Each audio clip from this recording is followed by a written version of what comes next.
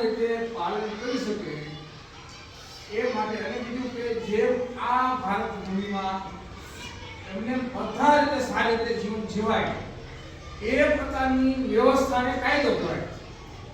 દાખલા તરીકે આપણે મોટરસાઇકલ જતા હોય તો કાયદામાં એવું કીધું છે બધા ડાબી બાજુ હાલવાનું. શું કામ? એ કઈ કાયદા હાટું કઈ કોર્ટ ને પોલીસ ને નથી રસ. આપણા બધા માટે છે કે તમે જો એક સાઈડમાં લો તો વાહન આ બધું હાલે, આ બધું હાલે, આ બધું ભટકાય નહીં. તો આ કાયદો બનાવ્યો કોના માટે? આપણા દેશના નાગરિકો માટે. આપણા દેશનું બંધારણ 1947 માં અમલમાં આવ્યું. એટલે 1947 આઝાદ મળી પછી 1950 માં દેશનું બંધારણ અમલમાં આવ્યું. એમાં આપણે મૂળભૂત અધિકારો આપ્યા. મૂળભૂત કરતા વધારે મૂળભૂત. તો આ મૂળભૂત અધિકારો છે ને એ મૂળભૂત અધિકારોનું રક્ષણ કરવા માટે જે કરવું પડે ને કાયદો કહેવાય. હવે આપણો મૂળભૂત અધિકાર એવા છે કે કોઈ પણ વિદ્યાર્થી છે, તમારા બાળકો છે, બાળકોના કાયદા રાખવું કે બાળકનો એક કાયદો છે એ છે રાઇટ ઓફ એજ્યુકેશન એક્ટ. ભણવા માટેનો કાયદો કરાયો. તો ભણવા માટેનો કાયદો શું કામ બનાવ્યો? તો કેટલાક પ્રશ્નો ઊભા થયા કે ભાઈ છોકરીને ભણવાનું દેતા હોય, જાય તો કોઈ નાની છે, કોઈ પીણી છે, કોઈ ઊંચી છે, કોઈ નાની નીચી છે, કોઈ ભાષા બોલતા આવડતું નથી, ગામડામાં આવે છે, તો અલગ મતભેદોના કારણે એડમિશન ન મળે. આવું ન હોય. બધાને ભણવાનો અધિકાર, બધા બાળકનો અધિકાર હોય. એટલે આપણો કાયદો એનો રાઇટ ઓફ એજ્યુકેશન એક્ટ. આની મારે થોડીક માહિતી આપી દીધી છે, તમે બધા લાગુ પડે.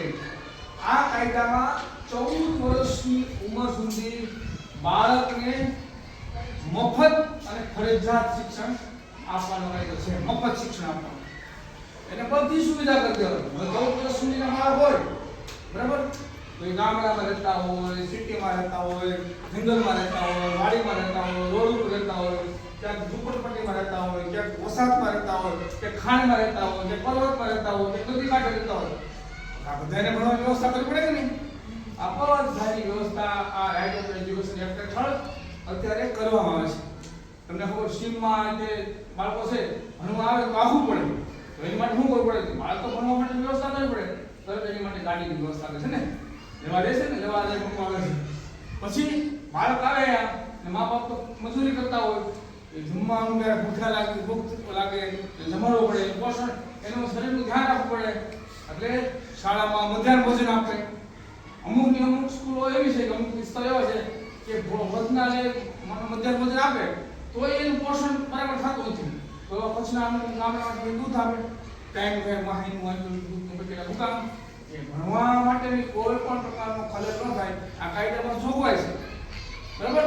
તો કેવા હોય, અમે લોકો કોઈ અપંગ હોય એની માટે ભણવા માટે વ્યવસ્થા, પગથિયા હોય, પગથિયામાં ચડે ઉતરે કેમ તો વિપස්සના જેવું બધી એને અધિકાર આપ્યો ભણવા માટે. ભણવા પગથિયા બરાબર ચડી શકે. એના સાહેબ છોકરી આગળ જાય તો સાયકલ આપે. શું કામ?